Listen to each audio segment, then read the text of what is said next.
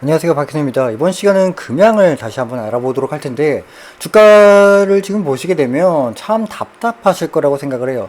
어디까지나 현재 2차 전지 테마가 죽었다고 한들 지금까지 나온 이슈는 솔직히 주가를 올릴 만한 이슈들이 좀 수차례 나왔다고 보여지거든요. 근데 힘은커녕 계단식 하락, 거기다 최근 시장까지 무너지는 바람에 주가는 풀썩 주저앉아 버렸죠. 또 그래도 뱉어낸 주가는 다음날 다시 한번 채워주긴 했다만, 이전 영상에서도 말씀을 좀 드린 부분이고, 솔직히 지금 주가 굉장히 많이 위험하다고 생각을 하거든요.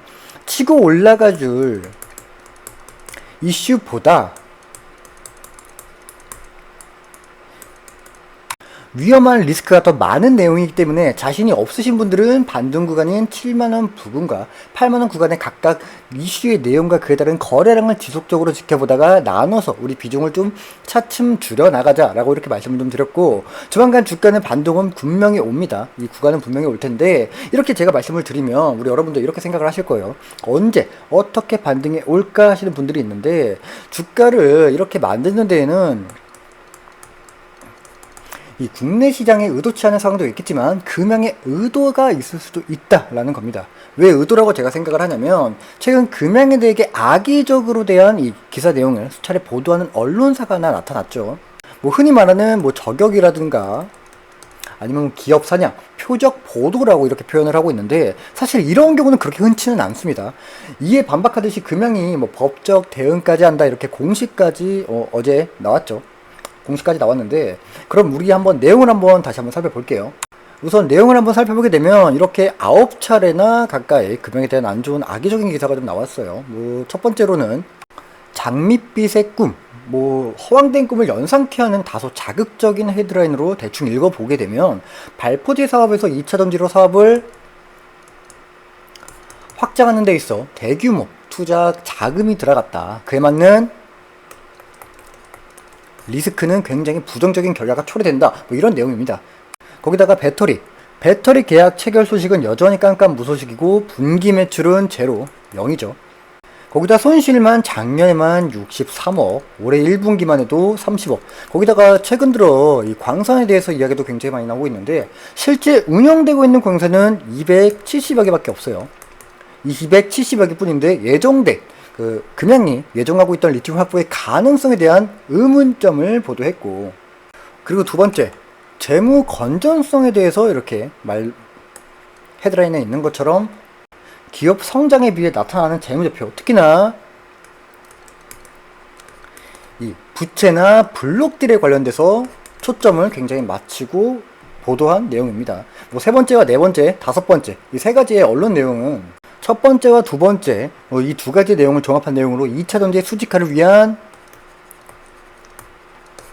대규모 자금 관련과 그에 맞는 또 광산, 이 광산에 대한 감사 내용으로 부적격, 불확실성, 적자, 부채라는 단어를 이용한 우리 여러분들, 주주분들에게 불안감을 조성하는 언론 보도가 나왔습니다. 쭉 보시다 보면 헤드라인도 거듭된 기대정정, 매출액, 거기다 뭐 적자, 부채, 뭐 이런 내용들이 굉장히 많죠.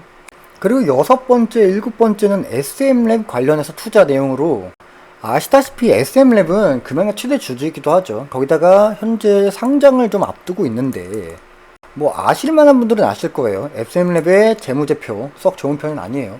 금양 납품 말고는 나오는 매출은 현재 존재하지도 않고 있고, 이 언론에서 되게 공격적으로 얘기하는 부분이 이거예요. 2차 전지, 즉 양극재 물량을 확보하는 대기업들이 양극재 특허를 가지고 있는 이 SM랩의 전문기업, 이 부분과 접촉하지 않았다. 거기다 현재 뭐 그때 당시 폭스바겐과 공동 개발을 22년 당시에 기술을 상용화할 움직임조차 뭐 공격적인 지분 투자를 보여주지 않았다는 건 완벽한 기술이 아니기 때문이지 않을까라는 이러한 우리 여러분들, 주주분들에게 악영향을 끼치는 열린 보도를 좀 보여줬단 말이에요. 그리고 또 다음 가장 중요한 8번과 9번의 내용인데, 최근에 있었던 일을 가지고 이야기하는 부분으로 의혹을 좀 보도한 내용입니다. 뭐 금양은 뭐 자금 조달을 위해 해외 기업에 좀 손을 벌린 적이 있어요.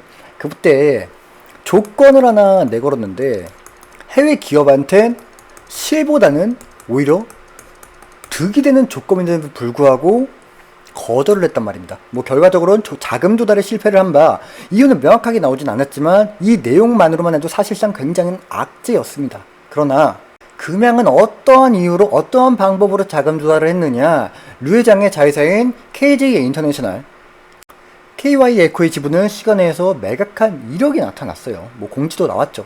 그럼 과연 KJ 인터내셔널과 KY 에코의 류 회장의 지분과 친족 지분에 대한 자기 주머니를 채우려는 페이퍼 컴퍼니의 의혹을 가진 내용이란 말입니다.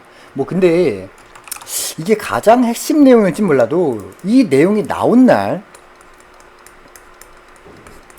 이 금양의 법적 대응 공시가 나왔단 말이죠. 이건 냉정하게 제가 자세하게 들여다보고 이번 주 내에 제가 텔레그램 방에 정리해서 여러분들에게 올려드릴 텐데, 뭐 지금까지 언론과 주가를 본 입장에서 제 개인적인 생각은 두 가지로 정리해 볼 수가 있어요. 우선 첫 번째, 언론사죠. 이 언론사가 금양을 저격하는 이유는 확실히는 모르겠지만 어찌됐건 간에 없는 내용을 가지고 보도를 하진 않을 거란 말이죠. 뭐 그렇다고 전부 언론 내용들이 진짜다 가짜다 이렇게 왈가왈부하는 게 아니라 금양의 지적적인 악재로 이어질 문제로 맞물리는 충분한 이유가 되는 그러한 내용을 가지고 있기 때문에 진실이건 거짓이던 확실하게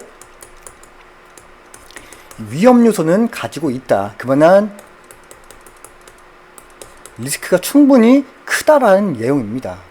뭐 마찬가지지만 금양은 현재 상승으로의 모멘텀보다 의혹이 가지고 있는 이 리스크가 굉장히 강하기 때문에 반등이 나오는 구간에서 윗구간의 매물대의 투매 흐름을 파악하고 비중을 줄여 나가야 한다는 거예요. 제가 금양에 대해서 늘 이야기할 때 항상 드리는 말씀이 있는데, 현재 금양은 어떤 게 안 나와 있습니까? 이 실체가 나온 게 단 하나도 없다입니다. 이번에 뭐 실체가 나온 거면 나온 거겠죠. 뭐 공장 현장, 뭐 공사 부지, 뭐 유튜브로 올리긴 했지만 지금 현재로서의 의구심과 신뢰성을 잃은 금양으로서는 제가 받아들이는 데에는 대체 언제 완공이 되고 또 그에 따라서 이 배터리 양산이 가능할까, 또 거기다가 현재 재무도 이런 데에도 불구하고 과연 공장이 완공이 된다 하더라도 과연 공장이 원활하게 돌아갈까, 이 내용이거든요. 근데 또 이 내용은 어찌됐든 간에 지금 당장이 아니라 추후의 이야기니까 뭐 배제한다 하더라도 이번 유튜브의 공사 현장의 영상을 담아내어 진행의 척도를 나타내는 사실을 밝혔음에도 불구하고 주가는 그대로라는 것부터가 이미 이 시장에 대한 신뢰감을 잃었다고 보여진다는 거예요. 거기다가 뭐 이거는 뭐 추후에 또 이야기를 하겠지만, 더 자세하게 이야기하겠지만, 이 ADR이 발행됐음에도 불구하고 거래량은 저희가 예상한 것과는 좀 다르게 활발히 이루어지지 않은 현실을 좀 보여주고 있는 데다가 언론에 나온 이 리튬 광산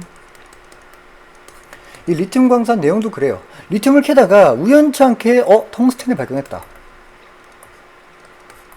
이 텅스텐을 발견했는데 이렇게 된다면 껌 먹고 알 먹고의 식으로 텅스텐으로 실적을 높여 뭐 그만큼 자금 조달을 깨야겠다는 말도 결국에는 이번 분기가 아닌 다음 분기 이 3분기부터 시작이 되겠죠.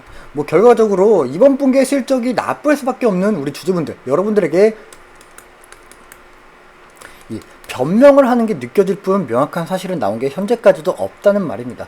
그리고 가장 중요한 건 무엇보다도 금양은 현재 거래처가 없다는 점이 좀 걸린다는 거예요. 뭐 2차 전지 사업을 바꾸고도 뭐 배터리 양산의 과정까지 뭐 행사나 이슈 뭐 많이 보여줬다고 생각해요. 저는 뭐 그만큼 거래처는 현재 없다?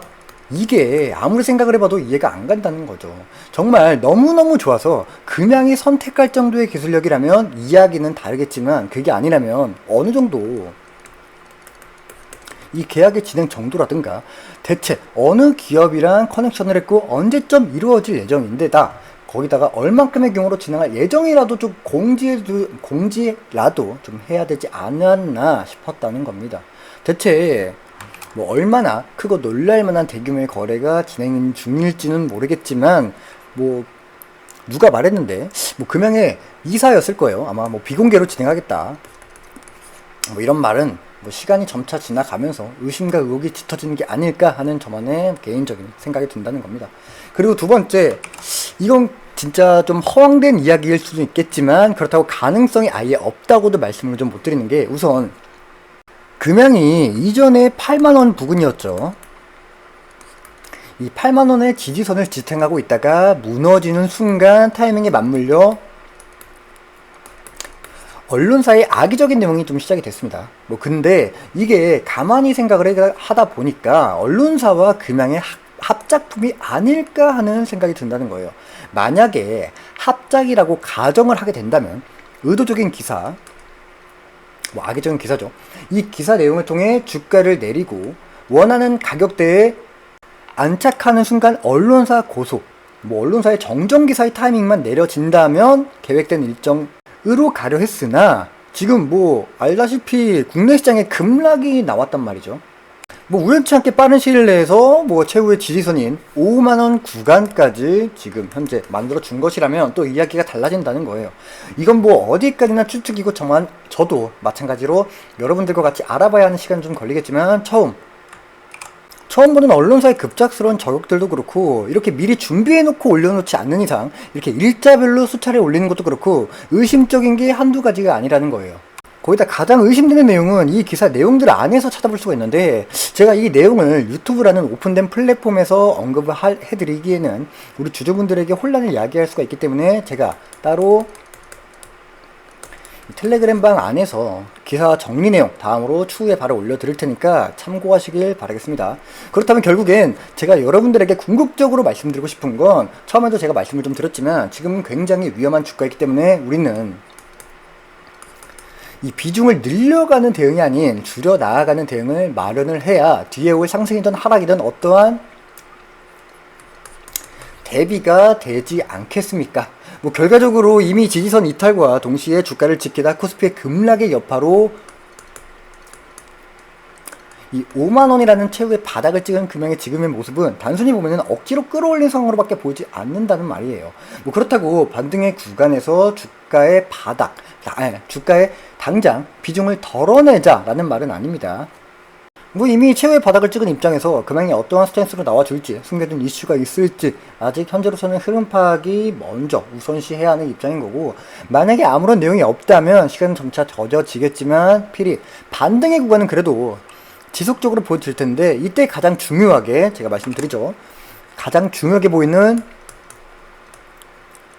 7만원 구간, 이 구간을 뚫어주는 모습이나 올라갈 힘이 보인다면 이에 따라오는 이 거래량도 우리는 함께 지속적으로 지켜보면서 매물을 소화할 수 있는지 매물대 체크를 지속적으로 함께 해야 한다는 거예요. 그러면 결과적으로 또 다음에 두 번째 돌파 구간인 8만원 구간을 치고 올라갈 힘이 충분히 나올 수 있는지도 마찬가지로 함께 확인하시면서 이때 우리는 비중을 덜어내자 라는 이러한 대응을 만들어 주자라는 겁니다. 솔직히 여러분들이 지금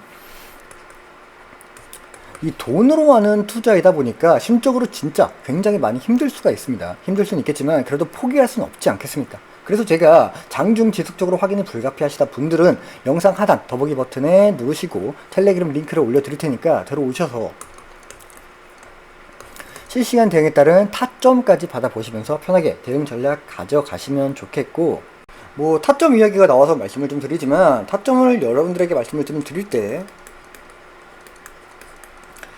분할 매매로 말씀을 드리고 있어요. 근데 이 분할 매매를 어려워하시는 분들이 있어서 이 분할 매매에 대해서 여러분들에게 좀 설명을 좀 드리자면 주식에 투자함에 있어 수익, 손실 중요합니다. 정말 중요하죠. 중요하겠지만 투자함에 있어 가장 중요한 건 어떠한 대응과 그에 따른 매매법에 따라 달라질 수 있는 리스크의 최소화를 가지고 있느냐 없느냐에 따라 수익과 손실의 크기가 달라질 수가 있거든요. 그만큼 분할 매매가 리스크를 방어하는 매매법으로 가장 좋은 방법으로서 먼저 여러분들이 인지를 하시고 따라오셔야 하는데 그래서 제가 텔레그램방에 오신 여러분들에게 우선적으로 리스크의 최소화를 구축이 먼저 기본의 틀로 말씀을 드리는 거고 이에 따른 제가 따로 이 타점에 대해서 말씀을 좀 드릴 때 그래도 따라오시기 편하게 분할 매매의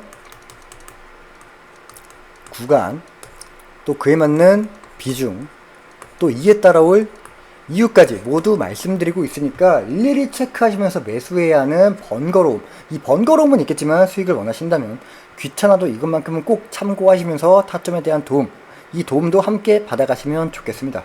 그렇다고 제가 단체방에 오신 여러분들에게 모두 저만의 매매법을 강요드리는 내용은 아닙니다. 모든 사람들의 성격이 다르듯이 지향하고 계셨던 투자의 방법들도 분명히 다를 테니까 제가 억지로 이렇게 해라 저렇게 해라 강요드리진 않겠지만 그래도 한 번이라도 보시고 여러분들이 판단이 되어 주실 때 진행하시면 된다는 겁니다. 단지 저는 타점에 대해서 말씀을 드릴 때만큼은 분할 비중이 가져오는 힘을 바탕으로 대응 전략과 타점만을 말씀을 드리는 것 뿐인 거지, 그중 여러분들의 판단에 따라 비중을 덜어내는 방법이나 홀딩하는 방법 중 선택은 여러분들의 몫이다 라고 말씀을 드리고 싶습니다. 다시 한번 공지를 드리자면 텔레그램 참여 방법 아래 더보기 버튼을 누르시고 보이시는 링크를 누르시면 입장이 가능하게 됩니다. 돈 드는 거 아니기 때문에 여러분들 텔레그램방에 오셔서 여러 도움될 수 있는 시황이나 각종 정보, 본인이 갖고 있는 다른 종목들의 브리핑이나 자료들, 이것도 함께 참고하시면서 꼭 도움받아 가시면 좋겠습니다.